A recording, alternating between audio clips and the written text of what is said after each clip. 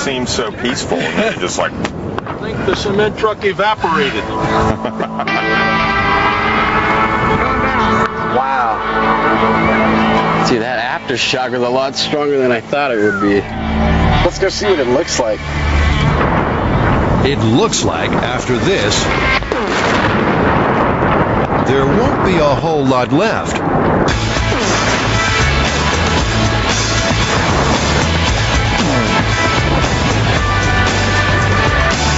Especially not the close-up kamikaze cat.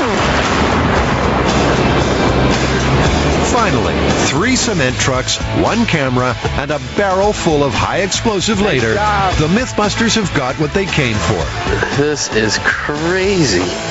Well, there's your problem. Where'd it go? It's all gone. There's no more truck. I left it right here. Mythbusters 1, cement truck 0. This has got nothing to do with the myth. This is just a big boom. Jamie likes nothing more than a big boom, and this one takes the cake. You know, I've never seen a blast that big before. That's really impressive. Talk about removing concrete. There is no concrete. There's no truck. There's no nothing. That's what happens on Mythbusters. When the guys don't get what they want, they just keep on going until they do.